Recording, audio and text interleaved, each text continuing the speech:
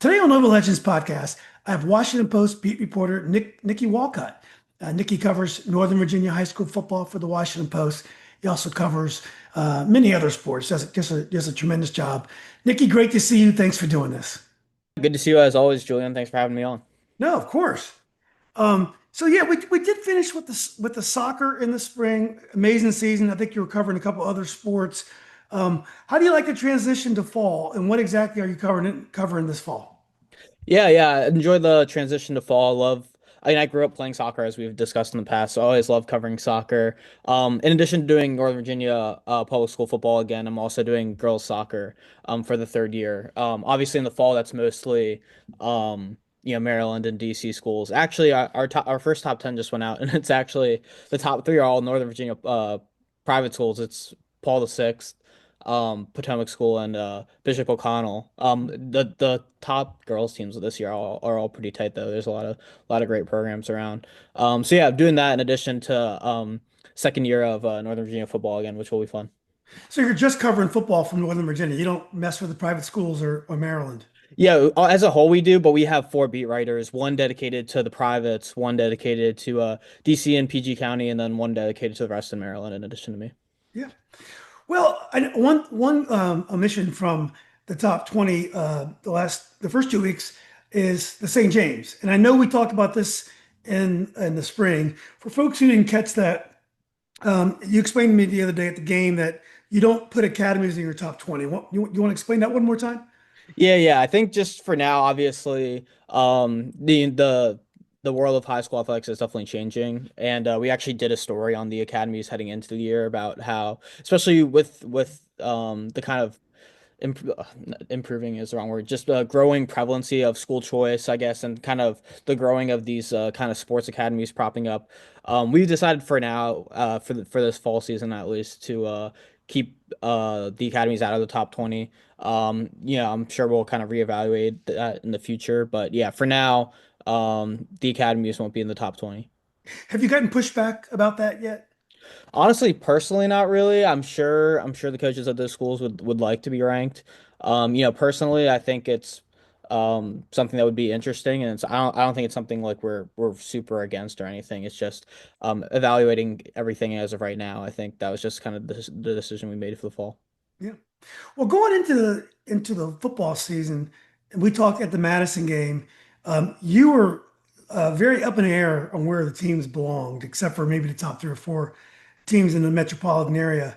When you look back on your preseason picks, I think they held up pretty well in the first week of the season. So, are you pretty satisfied in the first week of the season?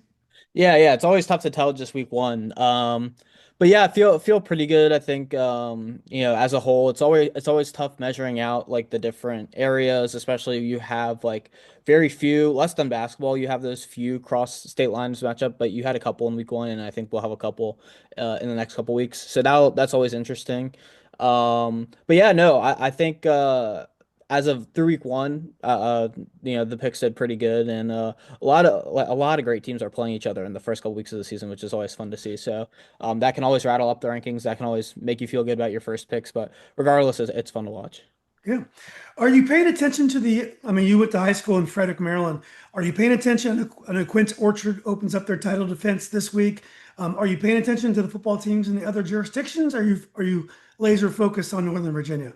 Yeah, I'm more laser focused on Northern Virginia, although like my friend Noah covers Montgomery County in addition to the rest of Maryland, and so we talk a decent amount about it in the top 20. Like sometimes we'll hop on like a long Zoom call as well just to kind of sort things out and get an idea of what schools not in our region are like. In the preseason we try to kind of laser focus, at least ourselves, we try to laser focus on the schools in our coverage area, and then we kind of come together and try to compare notes and try to do the initial rankings across those kind of four different constituencies. But I think like Quince Orchard are obviously going to be really good this year as always.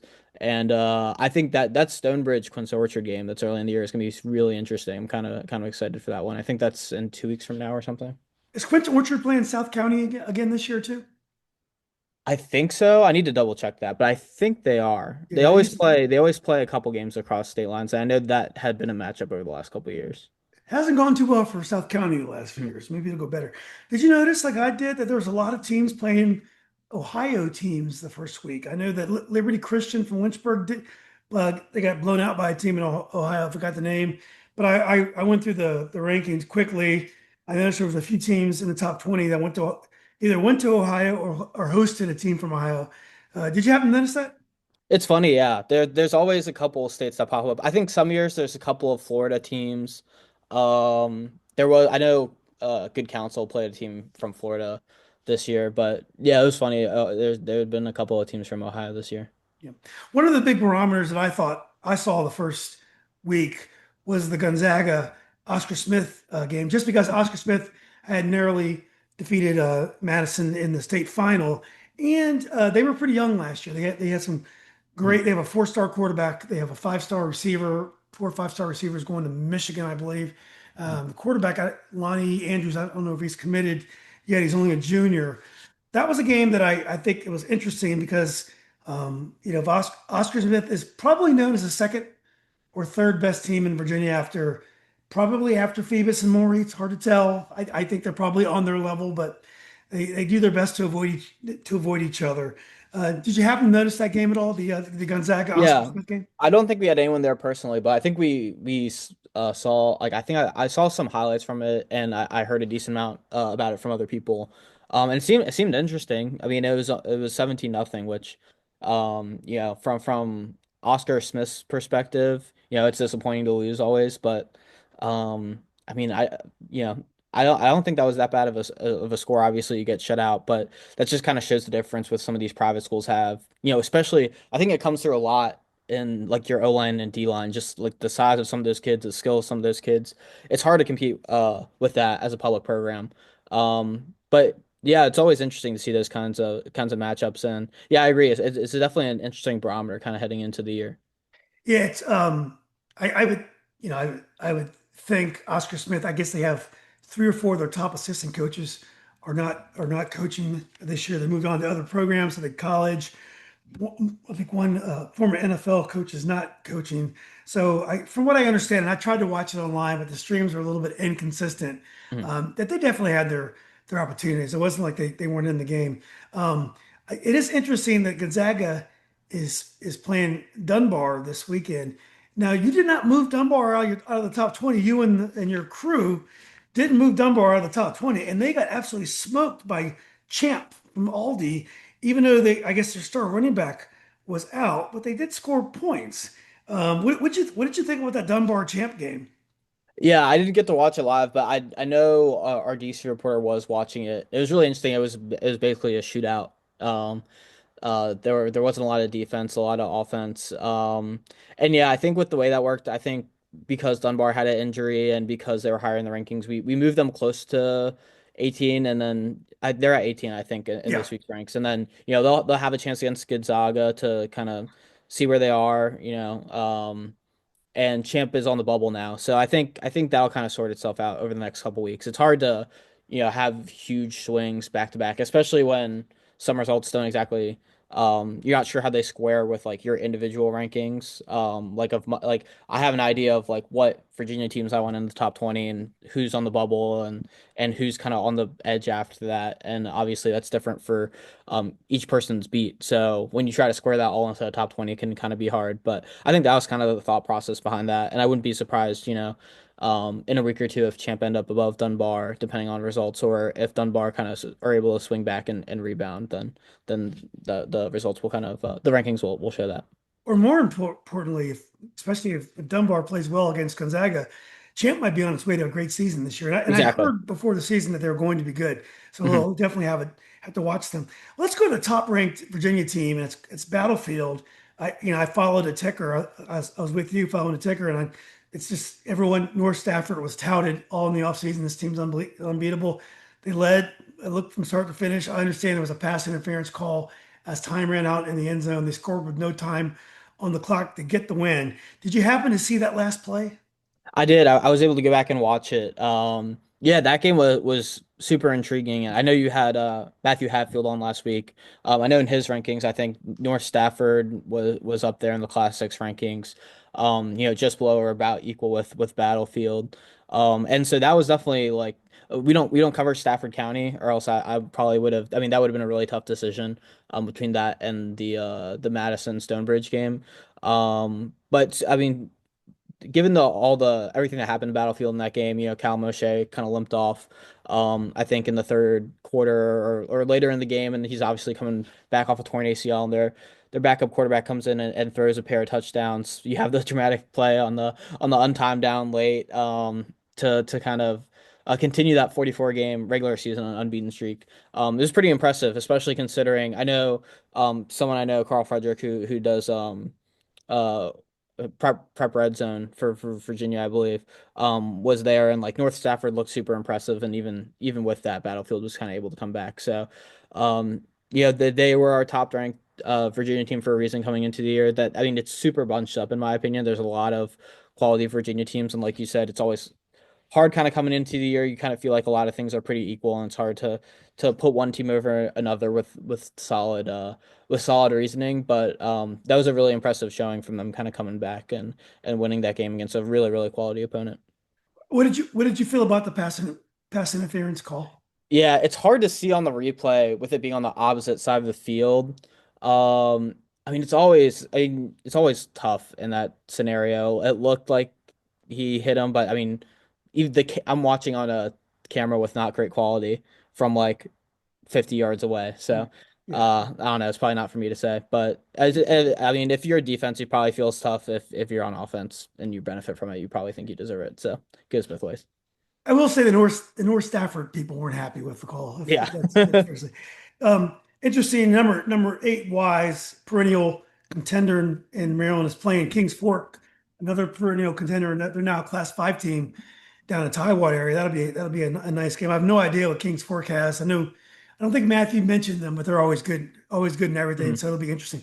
Let's go to Stonebridge number 11. They go to Dunbar Saturday afternoon in Baltimore, not DC. I watched this game last year and at Stonebridge. It was a great game, and I think Dunbar went the length of the field late, or maybe it wasn't that dramatic, but they took control very late in the game. I don't know what to make of the Stonebridge game against Madison. Definitely, they were a hard-hitting team. They cover really well. It didn't look like Madison had tons of speed at the receiver or even in the backfield. I know they had a lot of injuries, so I don't know what quite to make of the game. But look, they have 3 or 4 Division I players on that defense. They didn't allow Madison to do anything, so they certainly didn't do anything wrong. And for me, to knock them. Yeah, for sure. It's that game was really interesting. I kind of knew going into the game that these were probably going to be two of the top defenses in the area, and Madison lost a lot on offense, and Stonebridge had offensive troubles last year, so it was going to be really interesting to see how they both played in that game. And like you mentioned, it was a really defensive battle. It's kind of hard to know, like, okay, well, are these just two of the top defenses in the area, and maybe in other games their offenses will be fine, or is that kind of an indication of what's going to happen for the rest of the season? I will say like Stonebridge did get in the red zone twice in that first half, and came up like literally like a yard short on a couple of fourth down conversions. I think Madison didn't get in the red zone, but got inside the 30 twice, and then I think one was a fourth down, turnover on downs, and one Stonebridge forced a fumble right after. So both teams kind of had some chances, but. Stonebridge obviously had a great punt return from Caden Golston on special teams to get them to around the 25, and then 3 plays later, Kedrick Golston the second, his older brother, took the direct snap into the end zone. So, yeah, I think from Stonebridge's perspective, it's gonna be really interesting the next couple weeks. They play Dunbar, who are probably the 2A, 1A Maryland favorite this year after Patuxent moved down to 1A, and they were the state finalists last year, and they played like a really, I think that state final game was 8-6 last year, and Patuxent had a great offense. So That'll probably be another defensive matchup, and it'll be interesting to see can Stonebridge kind of generate from some more offense, and then obviously the week after you have Quince Orchard. So I think the next couple weeks are gonna show a lot more about that Stonebridge team. It's kind of hard to take away much from that week one matchup, but from their perspective, it's a good win, and from Madison's perspective, you only held a team to 7 points, and couldn't get it done against a team with that many Division One talents on defense, but they'll have their chances to keep growing and improving. Yeah, what a great environment for a game. It's awesome for Stonebridge to come into to Vienna, play in front of probably a crowd of 3,000. I mean, Yeah, the there's a lot of Madison people side there. was packed and it was Hmm. they're rowdy. Amazing weather. One of the knocks I have about high school football is probably 75% of the games I go to are blowouts. And even if they're close on paper, one team will impose its will and it ends up being 27-7. You Hmm. very rarely get to see a close game in high school football. It was great to see a game where Madison had converted a fourth down late in the game. I don't think they ever had a shot at the end zone, but they were, I think, within the 30-yard line with under 2 minutes. Oh So yeah, that was their second. That was their second time they got to the 25, and it was like 4th and 5, and that was the last play they got a sack. They got sacked on, but they were trying to take a shot at the end zone there, I think. yeah, it was great. So obviously there's a lot of questions to be asked and answered about Madison. I don't know if whether the kids that they were missing this week are going to be last week are going to be back against Lake Braddock. But let's go to before we get to that. Let's get to Lake Braddock. Lake Mhm. Braddock beat Alexandria City easily, 32-0. Alexandria City has not been great in football for the last couple of years, so it's hard to know what to make of that. But what were your thoughts? Yeah, I think Alexandria City has a couple decent players, and I think they played him a bit close in the first half. I'm not exactly sure who's available right now for them because there was talk about their running back leaving from last year who did really well, and now he might be back. Um, wasn't sure what to make of that from AC's perspective, but for Lake Braddock, I talked to Coach Mike Doherty before the season, and it's kind of opposite of last year. Like last year, their defense was really young. This year, they have like 7 returning starters and a lot of guys who have a lot of experience back there. So he feels really great about the defense. And then obviously starting the year with a shutout, it's always good, regardless of the opponent. And then on offense, they have some great weapons. Norfolk State commit at quarterback Tyron Jackson, who's really good. Missed like a month last year with an injury and came back and in that state semifinal game, I think he had like 350 yards and 3 touchdowns. Madison kind of ran away with that one late last year, but still a good performance there. And then at running back, they had Peyton Holmes, who I think in that game against AC had like 12 carries for 150 something yards and 2 touchdowns. So I expect a lot about Lake Braddock. They're a third Virginia team in the rankings. Um, this week. I think Westfield's right behind them. That kind of top grouping is really really tight. Right now in my opinion, but I'm going to Lake Braddock Madison tomorrow, so I'm kind of looking forward to seeing that how their defense does against Madison, especially kind of comparing that to Stonebridge, and then on offense, can they kind of continue to keep gaining chemistry together and keep clicking because they have a lot of great weapons, so they should be fun to watch this year. Yeah, if Madison plays well against Lake Braddock, it probably says a lot about Stonebridge's chances this year as That well. too, Probably going to know a lot about Stonebridge after this weekend with their game against Dunbar and then Madison's game against Lake for Braddock. sure. Let's talk about I believe Westfield is the next highest ranked team, and Westfield is widely thought of by Northern Virginia fans as the top team in the area, based on I guess the coaching, the first game. They beat a very tough Patriot team. I know Coach Finnerty was optimistic going into that game, and it was a good game. It was 17-14. And it was a game-winning field goal with less than a minute remaining. What did you hear about this game? Yeah, I think Patriots starting a sophomore at quarterback, and so regardless of that, I know they had a QB battle going into the year, and Finnerty was pretty excited about all of his options. But when you take someone with less experience, it's always gonna be tough game one, especially when you're playing a team like Westfield with such a great defense, and they have some offensive weapons as well. They have a quarterback coming back. Ryan Carlson, who I believe it's at least his second year starting, if not his third year, and when I saw them play last year, he was really solid. And they have a wide receiver, a sophomore, Malachi Lee, who's also on the basketball team, one of the freshmen on their basketball team last year. Hmm. I think already has an offer from Syracuse. So they have some weapons on offense. I think that game started with a pick six from Westfield, from Wesley Flamer, who's like a really good linebacker. He's gonna be one of the top linebackers in Northern Virginia this year. And it sounded from what I saw, there was like just a couple of big plays that got both teams some points, and obviously it was just kind of really tight after that. Apart from that, Westfield's defense is gonna be really really good. Patriots defense is also gonna be really solid. I'm really looking forward to Patriot. They play. I think they play Colonial Forge this week, who I think Hatfield has them as his second team in Class Six.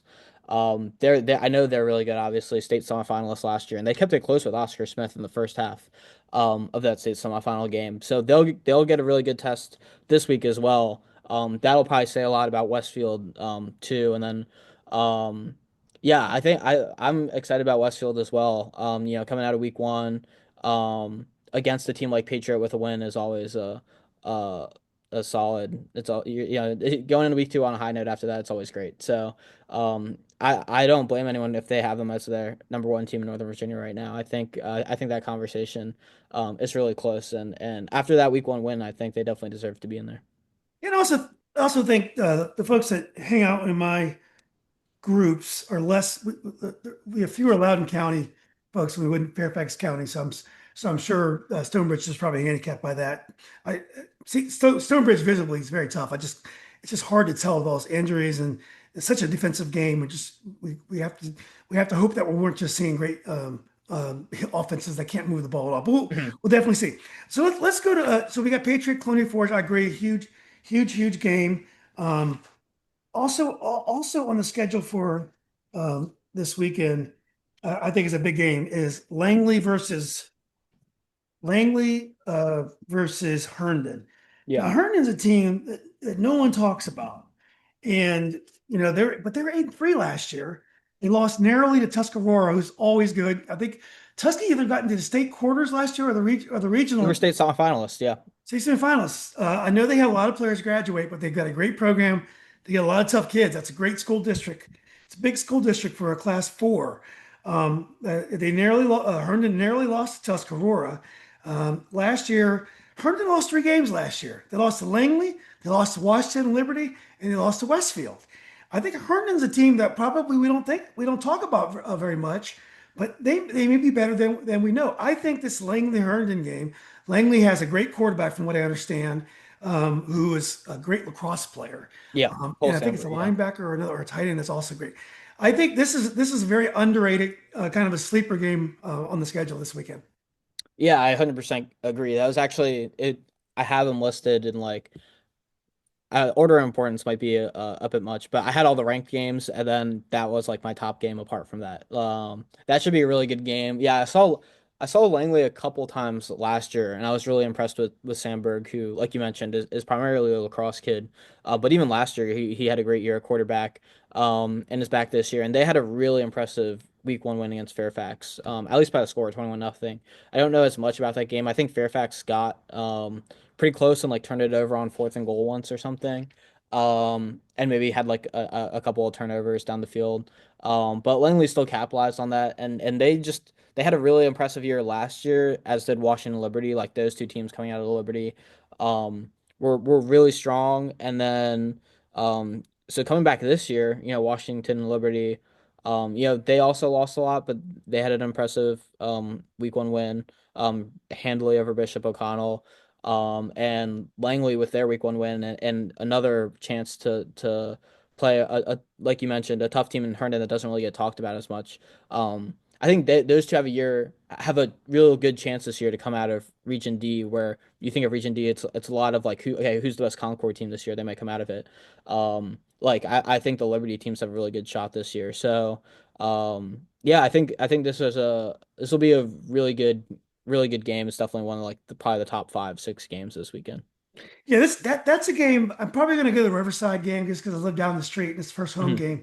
If not, I think I'd probably go to Langley Herndon because it's close, and I'd already seen Madison play, even though I'm a huge fan. Another big game in our area, it's one of the teams that's out of your jurisdiction, is Sharonda versus Loudoun County. Mhm. Loudoun County they won 35-0 against Riverside. Don't know what Riverside has. They graduated a lot of players last year.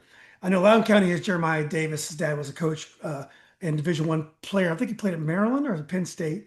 Jeremiah. His son is a big prospect as well, a linebacker. Saw him play last year live. Very impressive. I don't. 35-0 is a big result right out of the gate for a Class 4 team against a Class 5 team. Sharonda lost in the state semis or quarters against Phoebus last year, I believe. Yeah, one of those two, yeah. Yeah, yeah. So this is a great game as well. Yeah, no, it definitely is. I actually spoke a lot to the Loudoun County coach last year just because they have that offensive lineman going to Clemson, Carter Scruggs. They also have a really good running back in Montez Dyson who was putting up like 5 and 4 touchdowns like every other game it seemed He's like really good. last year. I didn't know he was back. He was a junior last year. Yes, yes, he was a junior last year. And from what I saw, I think against Riverside they had a couple of like long passing touchdowns too. I know last year they relied a lot on Montez. So if they kind of add that element to their offense as well, they should be really dangerous. So I agree with you. I think the Class 4 race this year is really interesting. Obviously Champs going up to Class 5, so I think them and Stonebridge as of now are probably the top two teams in that Potomac region, but you look at the class four, those two kind of districts in class four, and it's like if any of like Tuscarora or Loudoun County, or I think Loudoun Valley is also a team to watch this year. Like if any of them, I mean they all play each other, so they could all like beat each other. But if any of them end the year like 9-1 or 10-0, I wouldn't really be surprised. So that should be a really good matchup for Loudoun County to kind of judge where they're at early in the year because that kind of group of teams I think is really interesting. Yeah, it's great. I didn't know what to make of Independence, who Mickey Thompson's running their offense this year. I didn't know what quite to make of their win against Woodgrove.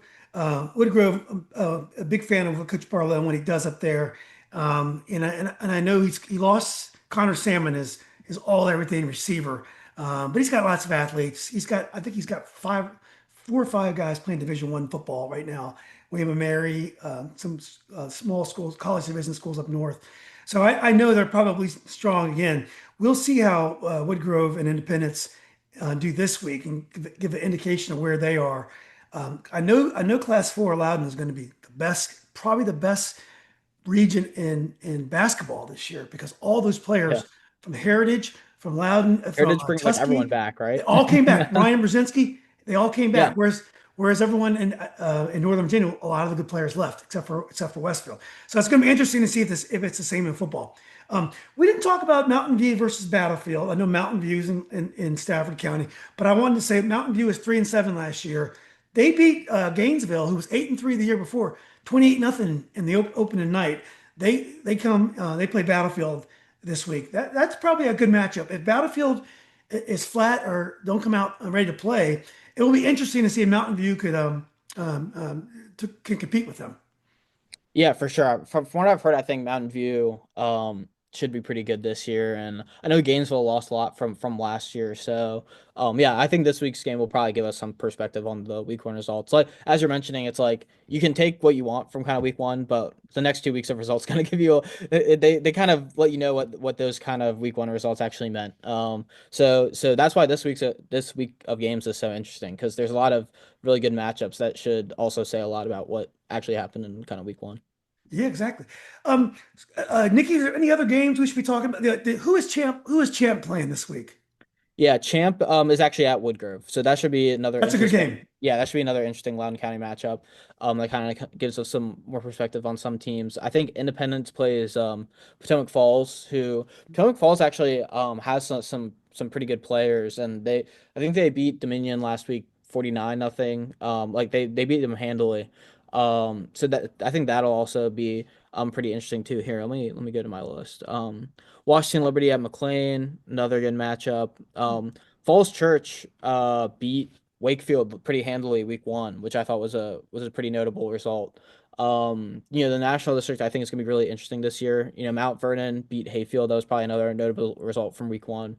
I think they drove down the field pretty late with like less than a minute left or something, Hmm. to win that game. And I kind of thought like that might be the matchup that decides the national district in week one because it kind of seemed like those might be the top two teams in the district heading into the year. But Falls Church was really impressive in week one, so they'll definitely have their kind of say. Um, and I think they play Marshall this week, which should be kind of a good test. I forget who Marshall beat. I think they beat Annandale pretty handily in week one. So that should be pretty interesting. And then yeah, West Potomac plays Mount Vernon. So Mount Vernon, that'll be a good test for Mount Vernon. It's a pretty rare national. I'm gonna forget the name of the other district and region. Oh, Patriot. Patriot. Pretty rare national Patriot matchup where I don't know much about West Potomac, but you might give the edge to Mount Vernon. I know they have a couple of really good players, so that's another game to watch out for the result of that this week. That's a big win. Mount Vernon over Hayfield. I Mhm. will say West Potomac, they get tons of kids to try out. They have lots of athletes. I hear they were changing districts. They're changing the shape of their school districts. I don't know if that wouldn't affect this year. If not, I would think West Potomac would have some players. They've been very competitive the last several years. It's just that the Patriots very tough. Last year the Patriot Yeah. was down. I think the Patriot was down last year, but the years before, there were so many good teams. There was Fairfax, there was like Braddock, there was South County. Robinson has had some good years. But again, I don't. I guess we'll have to wait and see where it is. Hayfield and Mount Vernon are historical rivals. They go way back. Mount Vernon is one of the oldest schools in Fairfax County. They used to be accused of stealing the best athletes that were supposed to be in at West Potomac, or also Groveton, which was the school that folded into West Potomac. So we'll see about those games. Well, look, I think Nick, I think we covered it all. Did we leave anything out, or are we ready to watch and then regroup for the next time?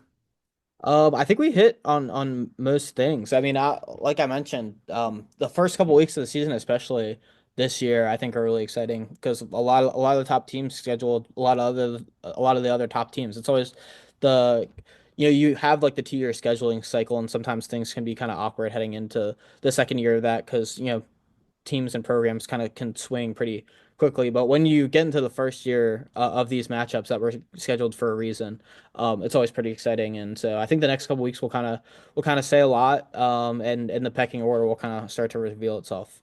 Yeah, and some of these games, such as Langley and Herndon, those are district games. Hmm. So for them, the future is now. I mean, it's interesting.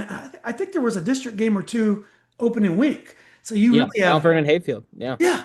So you really have no crazy. time. You have no time to be ready. Hayfield had a tumultuous offseason. Yeah. They didn't have an official coach until late, and then they have to open up with the district game. I think the national is weak enough where they'll overcome it and they'll easily finish at least second or third in the conference. So it's not the end of the world. But you would like not to open up with a district a district game, at least until you have a few games under your belt. Hmm. So yeah. Yeah, that always seems kind of crazy to me, Yeah, but exactly. So, all right, Nikki, look, I appreciate you getting together on late notice. We'll see how you do. If you're right, well, you're a hero. If not, we will definitely let you know about it. And but we definitely appreciate your time. Thanks for all the good work you do, man. yeah, of course. Thanks for having me on, Julian. Yeah, man. Talk soon. Yep. See ya. All right, take care. Yep.